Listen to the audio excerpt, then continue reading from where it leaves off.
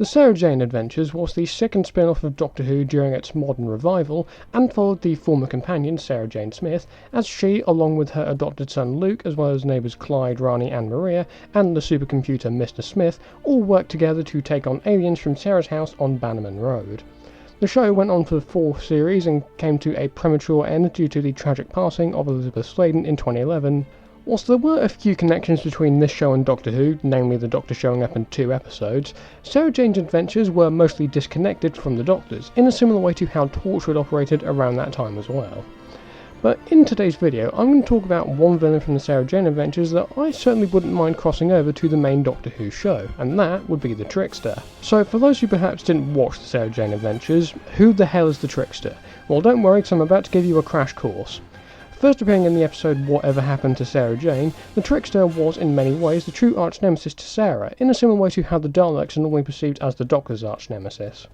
The Trickster made their final appearance in the episode The Wedding of Sarah Jane Smith, which coincidentally also featured David Tennant reprising his role as the Doctor, the only time that Tennant actually appeared in any of the spin-offs in person. But after this episode, the Trickster simply vanished and didn't make any other appearances later in the series, though I assume there might have been a plan before Elizabeth passed away. The lockdown story Farewell Sarah Jane reveals that the Trickster did return and crashed Sarah Jane's funeral, only to be swiftly defeated, shrunken to the size of a doll, and locked in a treasure chest at the bottom of the Atlantic for the next 1,000 years. Fascinating. Now, a noteworthy element of the Trickster's backstory is that he is actually affiliated with the Pantheon of Discord, who we've seen pop up in the most recent 2 series of Doctor Who under the Disney Plus deal. This means that the Trickster is affiliated with the likes of Maestro, the Toymaker, Mr. Ringading and Sutekh. As for what the Trickster was the god of, quite appropriately he served as the god of traps. One of the main things that actually surprised me about the recent 2 seasons of Who was the Trickster's absence, and the fact that he wasn't brought back despite his affiliation with the Pantheon, because surely there's no way that he'd be locked in the Atlantic forever. But with that being said, how could we reintroduce the Trickster into the show and build him up as a larger threat to the Doctor? Now, another element of the Trickster's character is their brigade of other allies who help spread this chaos across the world. Amongst these was the Time Beetle, who we saw in the Series 4 episode Turn Left, and subsequently caused an entire alternate timeline that very much killed the Doctor. Other members of the brigade included the Jackals of the Backwards Clock, who appeared in the aforementioned Farewell Sarah Jane webcast. There was the Brainspawn, and the brigade's plan was to drive future US President Roosevelt mad and allow the Axis powers to win World War II. But thankfully, these plans were prevented by Captain Jack and his ally Angelo Colestano during a flashback from Torchwood Miracle Day. There's also the Grask, who's popped up in both the Sarah Jane Adventures and other pieces of media in the Whoniverse, including Attack of the Grask and Music of the Spheres.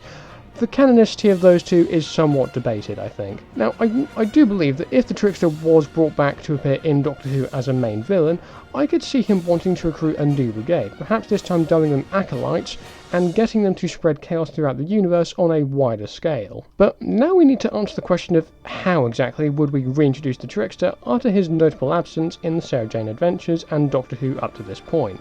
Well, to do that, I'm going to adopt a similar approach to a recent video I did on reintroducing the Master. So essentially, I'll be laying out my own idea for a TV story using my own Doctor and companion.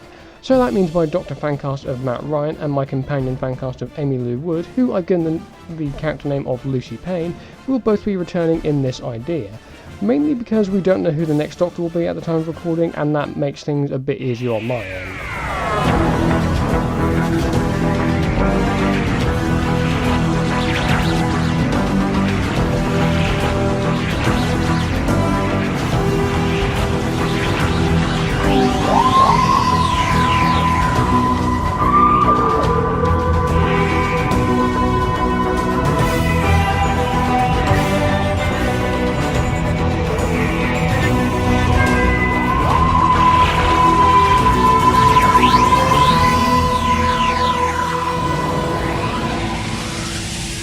So, the episode would open on an alien planet, showing one of the Acolytes bringing the Trickster a potential new recruit.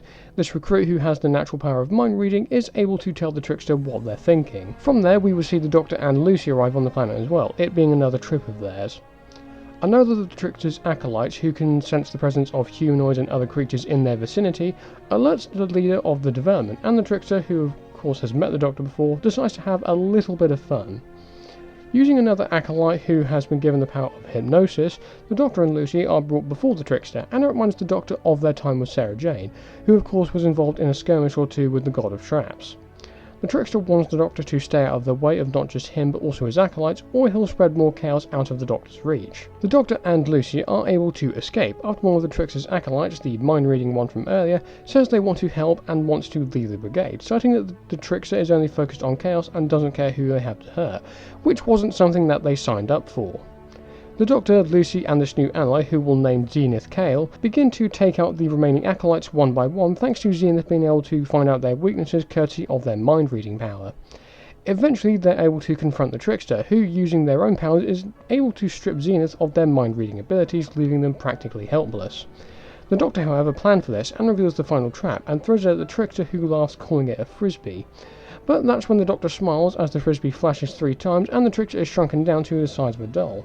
The Doctor reveals that the Trickster met this fate before, so he's just ensuring that things are returned to normal, and the Trickster is once more returned to the Arctic where they'd been imprisoned previously, which also makes the events of Farewell Sarah Jane a bit more integrated into the canon. With their powers gone and having no purpose with the Trickster now taken care of, Zenith asks to join the Doctor and Lucy on their travels, to which the Doctor agrees, and from there we would end the episode as the Doctor remembers his Sarah Jane once more. Till we meet again, Sam.